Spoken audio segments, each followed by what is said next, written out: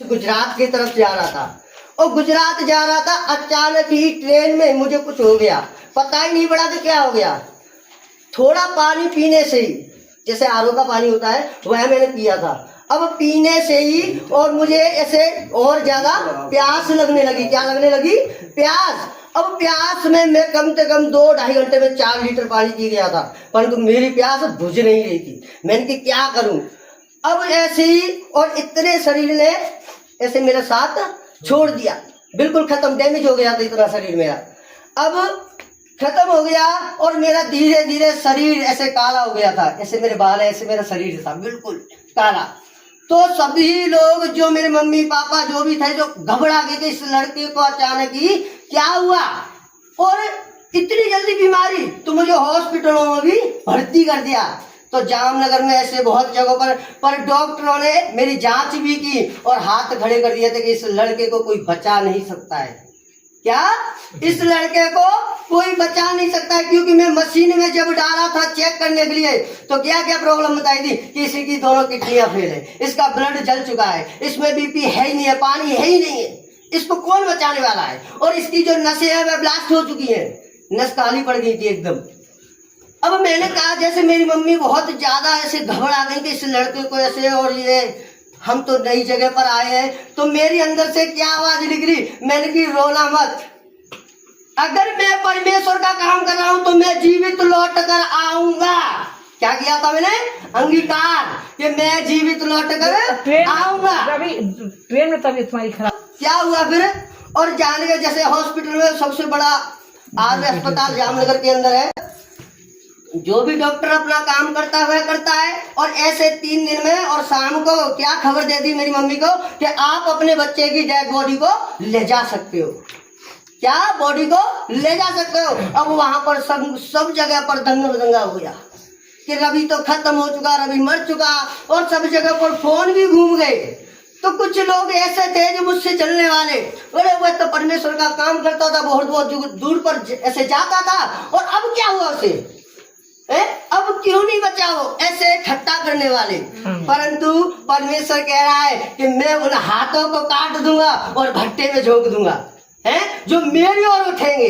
तो वास्तविक जब सर जी पर ऐसे कॉल किया कि रवि तो ऐसे खत्म हो चुका है, तो सर जी ने वहां उसी जगह पर भविष्यवाणी की, क्योंकि वह कह रहा है तुम भविष्यवाणी करने वाले हो, है, क्योंकि जितने अगुवे आए थे वह भविष्यवाणी करके गए, और भविष्यवाणी ही सत्य भविष्यवाणी की कि कौन कह रहा है रवि मर चुका है, कौन कह रहा है रवि जीवित है, वह परमेश्वर से बातें कर रहा है। और इतना ही कहते ही, और जब ऐसे मेरी बॉडी की पैकिंग चल रही थी, और चलने के बाद वह नर्स ऐसे, तो मेरा हाथ ऐसे गिर गया। अब गिरने के बाद मैं अचानक ही बेड से ऐसे बैठ गया, और वह देख कर, और जो नर्स थी वह देख कर इतनी जोर से भागी कि जैसे यूं कह रहे हो भूत आ गया, भूत आ गया, से बहुत जोर से भागने लगी। अब भाग नहीं, वहां पर गई, अब कहने की वहां क्या कहने लगी, अरे वह रविराज का नाम का जो पेशेंट था वह खत्म हो गया था, वह भूत बन चुका है, वह बेड पर बैठा है, वह भूत बन चुका है। अब वहां पर लोग इकट्ठे हो गए और ऐसे डॉक्टर भी आ गए।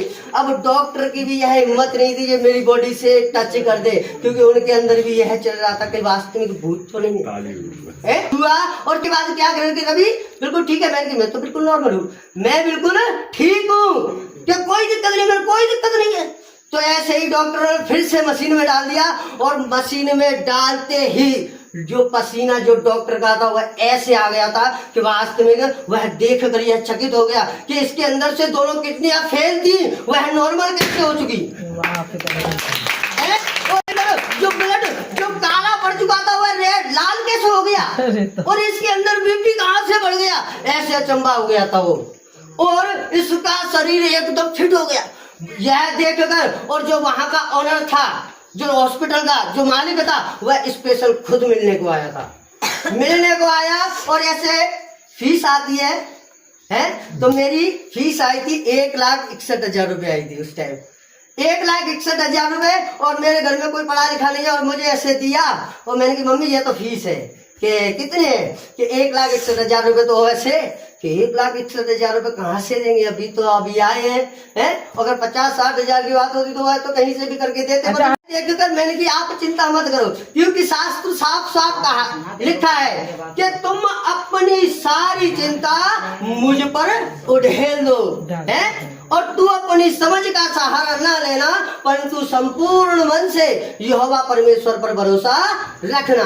तो मैंने भरोसा किया, मैंने चिंता मत करो, अगर उसने मुझे जीवित किया है तो वह फीस भी यह भरेगा, है। तो जो डॉक्टर आया था, जो ऑनर आया था, उसने कहा रविराज ठीक हो? मैंने कहा हाँ बिल्कुल ठीक हूँ। क्या चाहिए तुम्हारे हाथ में क्या है? मैंने कहा जो आपके जो वह फाइल देंगे, क्या दिखाओ फाइल को। और ऐसे उसने पढ़ा, उसने पेन निकाला, जैसे साइन किया, और साइन करने के बाद क्या कहा उसने कि आपकी 1,61,000 रुपये माफ हो चुकी, जाओ। और मेरा जैसे जामनगर से मेरा जैसे पोरबंदर रहता हूँ, और पोरबंदर जैसे लमसम 200-250 किलोमीटर है, वहां पर भी फ्री में एम्बुलेंस करके आप कोई टेंशन मत रखना, फ्री में जाओ, घर तक ही गई, बताओ लेके जाते मुझे। तो ऐसे ही परमेश्वर अगर आपके जीवन को बदल रहा है, क्योंकि एक विश्वास, क्योंकि वह कह रहा है कि विश्वास भी बिना कर्म के मरा हुआ है। अगर हम उस जगह पर कर्म करते, क्योंकि मेरे लिए कम से कम 50-60 लोगों ने प्रार्थना की थी उस जगह पर, है, मेरे घर अलग में, गुजरात में भी, सब जगह पर अलग अलग। तो ऐसे ही अगर जो हमारे अगवे जो हमें सिखाते हैं, तो वह कह रहा है कि